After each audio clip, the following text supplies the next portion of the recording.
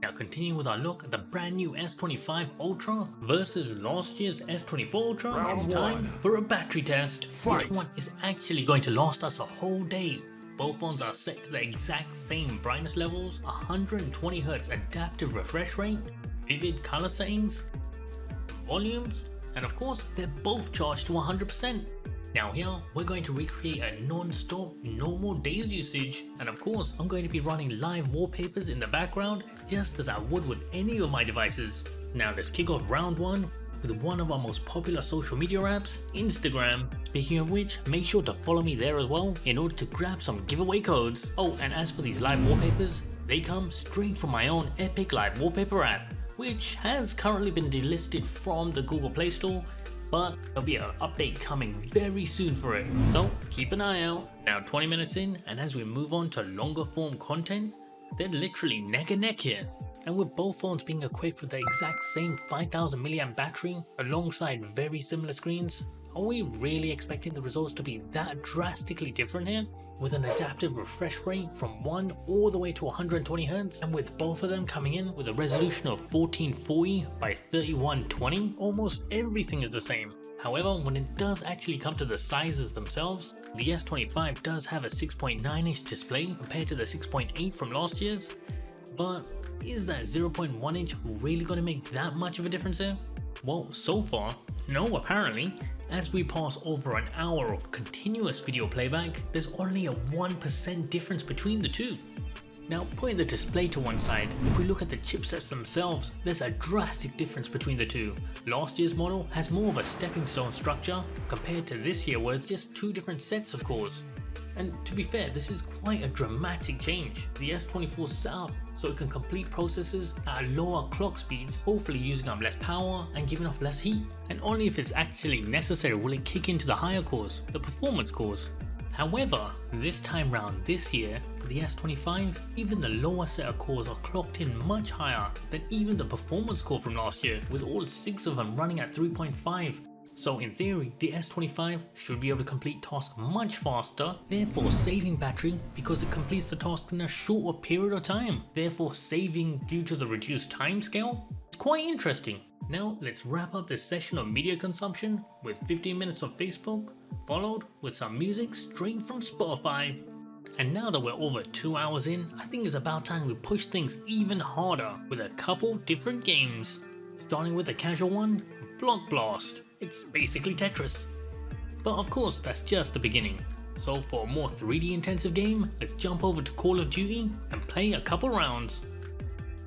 And rounding off the first session of games, finally, some Real Racing 3. Now in case you guys missed it, I've also completed a full-on speed test between both phones as well.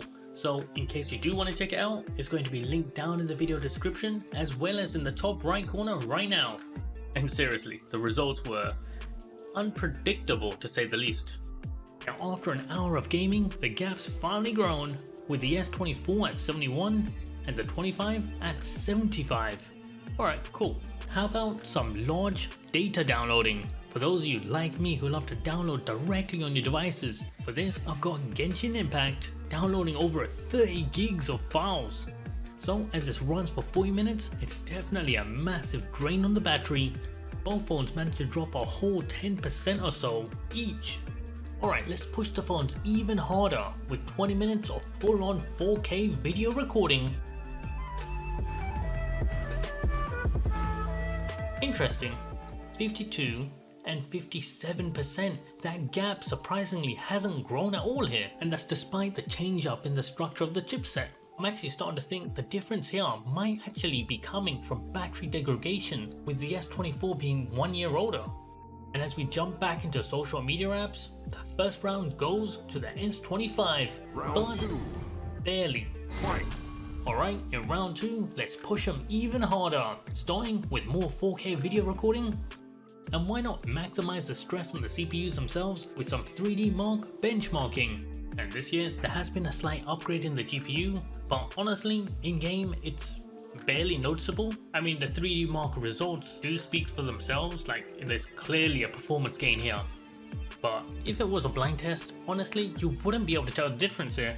Now for some more 4K video, and of course another round of games. Now, as we approach the 6-hour point, the gap is still somewhat steady at 25 and 32. It really hasn't grown or shrunk here, surprisingly. Both phones seem to handle video playback quite well, but when it actually comes to 4K recording, both of them drop like a ton of bricks. And as for 3D gaming, both of them do handle it quite well, even on maximum graphical settings. I do have to say, this year's S25 is definitely much nicer in hand. I don't have that digging feeling from the corners of the phone in my hands after long-term gaming at all. And finally, as I scroll through TikTok, there we go, the first one's out. Yet somehow, the S25 Ultra still has 16% left in the tank. In the last few hours, it was able to trickle the battery, building a substantial lead, literally out of nowhere. So there you have it. Unsurprisingly, the winner is the new S25 Ultra. But how long will it actually last? Let's find out.